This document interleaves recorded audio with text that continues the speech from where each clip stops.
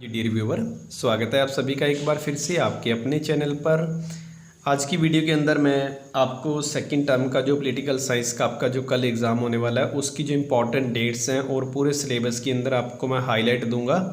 और इस हाईलाइट्स को अगर आप देख लेते हैं तो आपका जो कल का एग्ज़ाम है काफ़ी अच्छा जाने वाला है। तो स्टार्ट करते हैं, ज़्यादा टाइम वेस्ट नहीं करेंगे। सबसे पहले 14 अगस्त 1947 की जो डेट है, इस दिन को पाकिस्तान फॉर्मड हुआ था और पाकिस्तान भारत में से एक अलग कंट्री बना था, मुस्लिम देश था वो। 1948 के अंदर सी राजागोपालाचार्य भारत के पहले गवर्नर जनरल बने और इनकी आपको स्टेट याद रखनी है, ये स्टेट मद्रास में से बने थे, जो कि आजकल उसको तमिलनाडु बोलते हैं। चेन्नई का ही पुराना नाम मद्रास है। तो ये आपको मैप के अंदर आएगा कि सी राजागोपालाचार्य कौन सी स्टेट को बिलोंग करते थे। 1948 के अंदर जो श्रीलंका है वो एक रिपब्लिक बना, एक कंट्री बना और इसका पुराना नाम है साइलोन, CEYLON, साइलोन। तो सिलोन है इसका नाम। तो इसको भारत ने ही रिकॉग्नाइज़ किया था एज ए कंट्री। 1948 के अंदर एक ग्रुप बना जिसका नाम है EEC। जैसे कि आपको पता है कि मार्शल प्लान था, अमेरिका के द्वारा बनाया गया था और अमेरिका ने मार्शल प्लान के तहत ही यूरोप के जो कंट्री सेकेंड वर्ल्ड वार के अंदर जो काफ़ी जिनका नुकसान हुआ था उनको वर्ल्ड बैंक और IMF से कर्जा दिलवाया था और वहीं से इकोनॉमिक कॉपरेशन के लिए यूरोपन की कंट्रीज़ जो इकट्ठी हुई थी और इसी को हम ECSC भी बोलते हैं। ECSC का फुल फॉर्म है European coal and steel corporation की जो 6 कंट्री मेन वो कोले और स्टील के मामले में एक दूसरे को कॉपरेट करेंगी। वो 6 कंट्री अगर आपको पूरी नहीं याद रहती तो आपको 2 या 3 कंट्री के नाम याद होने चाहिए।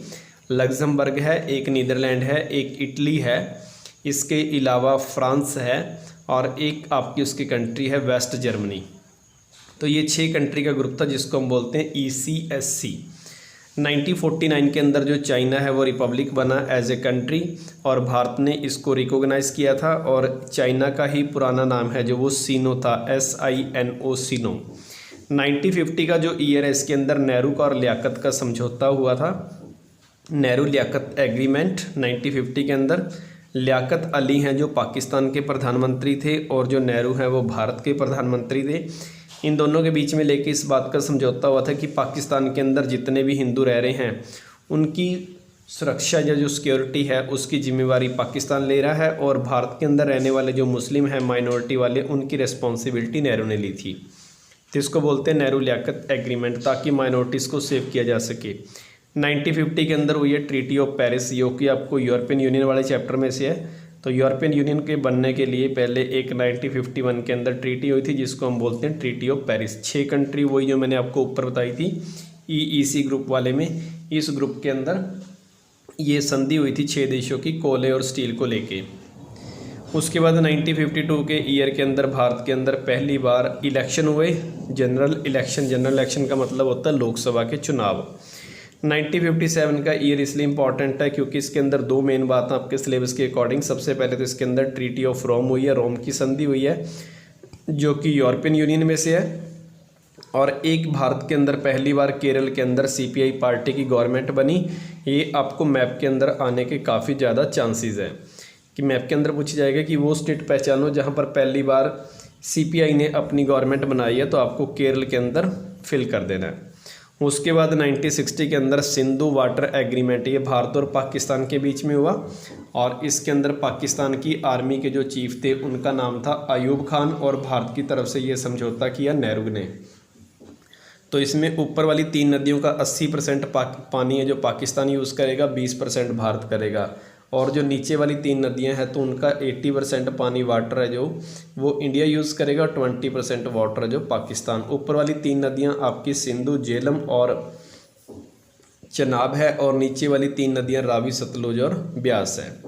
उसके बाद 1962 का ईयर है जो भारत और चाइना की वॉर हुई है आपस में। इसके बाद 1964 के अंदर नेहरू की डेथ हुई है 27 मई 1964। यहीं से कांग्रेस पार्टी के प्रधान बने थे के कामराज, जो कि बाद में सिंडिकेट ग्रुप के हेड थे। 1965 के अंदर इंडिया और पाकिस्तान की वॉर हुई है।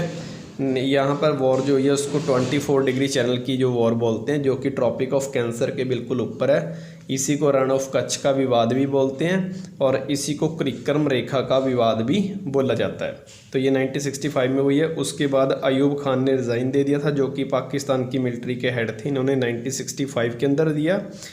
1966 के अंदर ताशकंद का एग्रीमेंट हुआ, जो कि जनरल अयूब खान और नेहरू के बीच में हुआ था। जब ये फर्स्ट हमारी जो पाकिस्तान के साथ 1965 की वॉर हुई थी, इस वॉर के बाद दोनों देशों ने 9 जनवरी 1966 को ताशकंद, जो कि यूएसएसआर के अंदर है, वहाँ पर ये समझौता हुआ था। और उससे अगले दिन 10 जनवरी को लाल बहादुर शास्त्री की मौत हो गई थी, जब वो समझौता करके भारत में वापस आ रहे थे। 1966 के अंदर ही कांग्रेस की पीएम बनी थी इंदिरा गांधी। तो ये आपकी डेट्स है 1966 तक। उसके बाद मैं आपको 1967 ले चलता हूँ। 1967 के अंदर आसियान बना, जो कि जिसका फुल फॉर्म है association of south east Asian nation. Asia के जो साउथ ईस्ट की कंट्री हैं उनका ये ग्रुप बना था 1967 में। तो इसकी 5 कंट्री थी। एक पी का मतलब Philippine, Thailand, Malaysia, Indonesia, Singapore. Parents teacher meeting in Singapore, आप इसको कोड की फॉर्म में याद कर सकते हो। इसी को बैंकॉक घोषणा भी कहते हैं, क्योंकि ये जो एग्रीमेंट हुआ था वो बैंकॉक में हुआ था और जो आपका बैंकॉक का है वो थाईलैंड की कैपिटल है।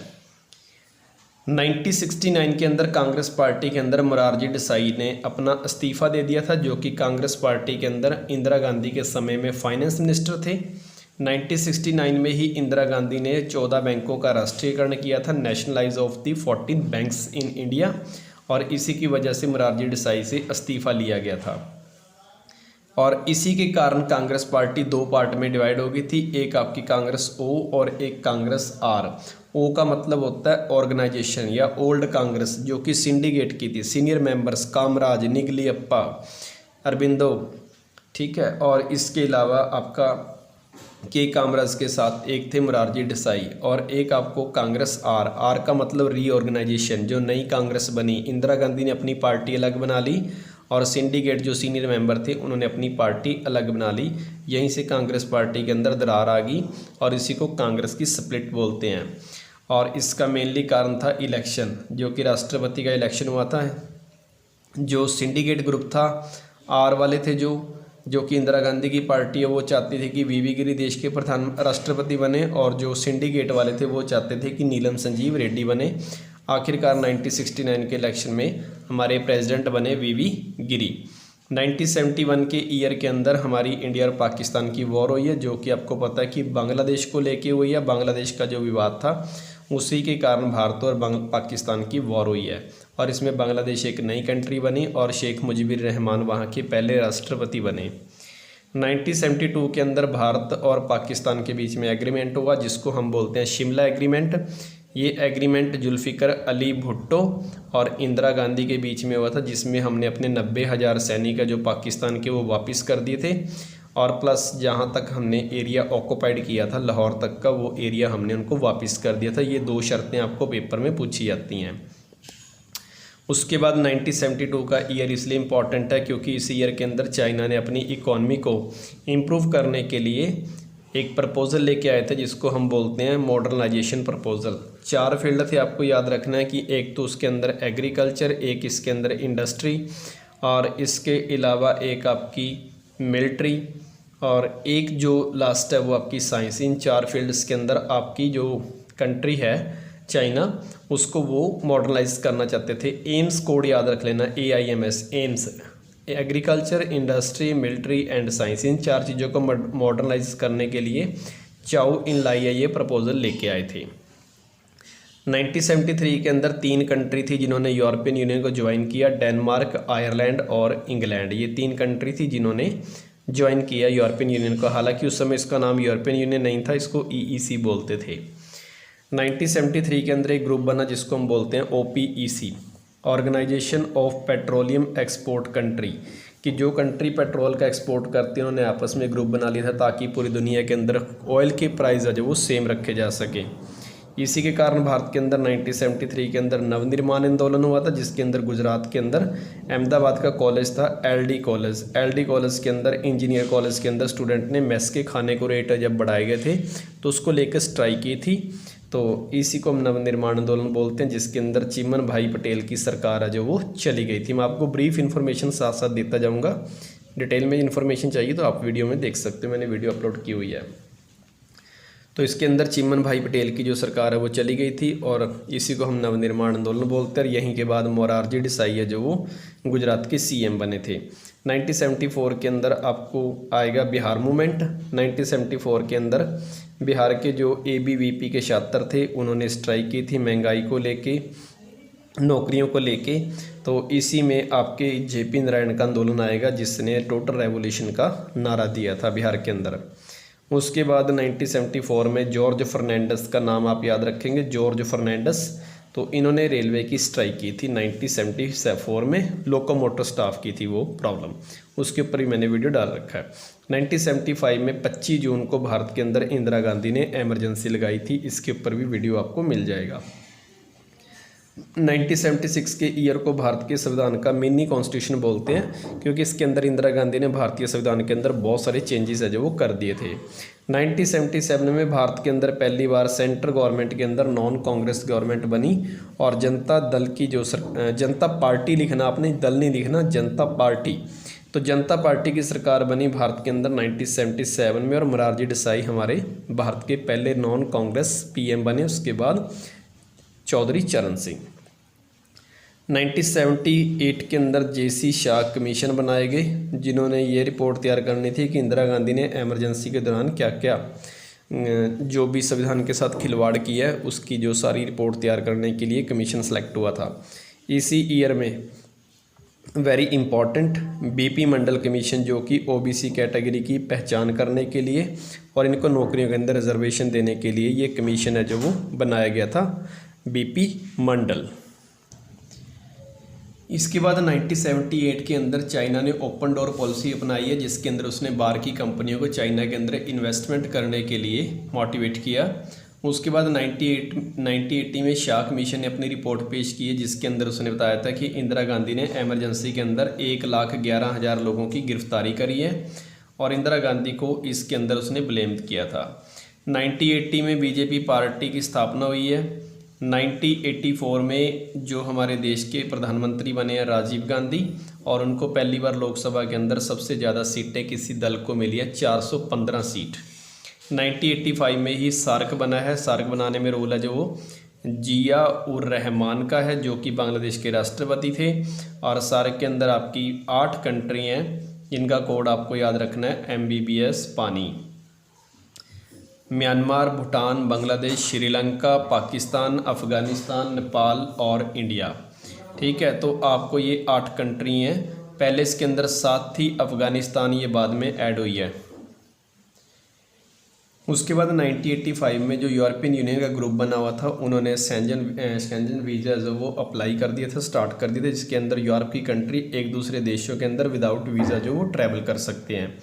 1986 में पोलैंड और जो फिनलैंड है उसने यूरोपियन यूनियन को ज्वाइन कर लिया था। आप याद रखेंगे इसका नाम अभी तक भी EEC ही है। 1987 में राजीव गांधी ने शांति सेना भेजी थी श्रीलंका के अंदर लिट्टे ग्रुप को शांत करने के लिए। तो उसी को हम कोलंबो एग्रीमेंट बोलते हैं, जिसके अंदर ये वादा किया गया था कि आने वाले टाइम में जल्दी ही भारत की सरकार है जो श्रीलंका से बात कर उनको जो भारतीय तामिल है उनको वहाँ पे नागरिकता दिलवाएगी। इसके बाद 1989 में भारत के अंदर गठबंधन सरकारों का दौर शुरू हुआ, जिसको हम कोलिशन गवर्नमेंट बोलते हैं। और इसके अंदर आपकी सरकार बनी थी नेशनल फ्रंट की गवर्नमेंट, जिसके प्रधानमंत्री बने थे VP सिंह और एक थे चंद्रशेखर। VP सिंह की जो सरकार थी वो CPI की सपोर्ट और प्लस BJP की सपोर्ट के साथ बनी थी, लेकिन जो चंद्रशेखर की सरकार थी वो कांग्रेस की सपोर्ट के साथ भारत के अंदर बनी थी। तो VP सिंह ने अपनी सपोर्ट है जब वो BJP ने अपनी सपोर्ट वापस ले ली थी, क्योंकि रथ यात्रा के दौरान जो लालू प्रसाद यादव थे बिहार के, उन्होंने उनकी यात्रा रोक दी थी लाल कृष्ण आडवाणी की, जिसके कारण VP सिंह को BJP ने अपनी सपोर्ट वापस ले ली। 90 के अंदर ओबीसी जो कैटेगरी थी उनको 27% जो रिजर्वेशन थी जॉब के अंदर दे दी थी और बीपी मंडल रिपोर्ट को भारत के अंदर अप्लाई कर दिया था, जिसके साथ देश के अंदर बहुत बड़े लेवल पर दंगे हुए थे। 1990 में लाल कृष्ण आडवाणी ने रथ यात्रा निकाली राम मंदिर के लिए। वो सोमनाथ मंदिर से लेकर अयोध्या तक ये यात्रा जानी थी, लेकिन वहीं पर बिहार के अंदर 1990 के अंदर लालू प्रसाद यादव ने उनको गिरफ्तार कर लिया था। 1991 के अंदर भारत के अंदर एलपीजी पॉलिसी लेके आए हैं नरसिम्हा राव। 1992 6 दिसंबर को बाबर मस्जिद का जो ढांचा है वो गिरा दिया गया था हिंदुओं के द्वारा। ये भारत के इतिहास के अंदर बहुत बड़ी घटना मानी जाती है, बाबरी मस्जिद, जो कि आपको आखिरी चैप्टर में है। उसके बाद 1992 के अंदर मास्टिक संधि हुई है, जिसके अंदर इसका नाम चेंज कर यूरोपियन यूनियन रखा गया था और यूरोपियन यूनियन के अंदर जो यूरो है उनकी करेंसी बनाई गई थी। लगभग 19 कंट्री की सेम करेंसी बनाई गई थी। 1993 के अंदर बॉम्बे में ब्लास्ट हुए हैं जो कि बाबर मस्जिद के विरोध में हुए हैं। उसके बाद 1996 के अंदर यूनाइटेड फ्रंट की गवर्नमेंट बनी है। यूनाइटेड फ्रंट की गवर्नमेंट को हम हिंदी में बोलते हैं संयुक्त मोर्चा, जिसके अंदर 2 प्रधानमंत्री आपके, एक तो HD देवगौड़ा और एक थे इंद्र कुमार गुजराल, ये 2 प्रधानमंत्री बने हैं। उसके बाद 1982 में चाइना ने अपनी एग्रीकल्चर को प्राइवेट कर दिया था। ये सारी आपको डेट्स हैं जो हाईलाइट हो जाएंगी। चाइना ने अपनी इकॉनमी को ओपन करने के लिए 1982 में प्राइवेटेशन कर दिया। 1998 के अंदर NDA बना, जिसके अंदर अटल बिहारी वाजपेयी हैं जो देश के प्रधानमंत्री बने थे। और 1998 के अंदर ही चाइना ने अपने जो इकॉनमी है उसके अंदर इंडस्ट्री को प्राइवेट कर दिया था। 1999 के अंदर कारगिल की वॉर हुई है और कारगिल की वॉर के समय पाकिस्तान के जो राष्ट्रपति थे, मिलिट्री के चीफ परवेज़ मुशर्रफ, और भारत की तरफ से अटल बिहारी वाजपेयी थे जो देश के प्रधानमंत्री थे। इस लड़ाई में हमने पाकिस्तान को हरा दिया था। 2001 के अंदर चाइना ने अपना एक्सपोर्ट को प्रमोट करने के लिए WTO के ऊपर साइन कर दिए थे। तो वो 2001 की घटना है। इसके बाद आपको मैं 2001 का जो डाटा है उससे इंट्रोड्यूस करवा रहा हूँ।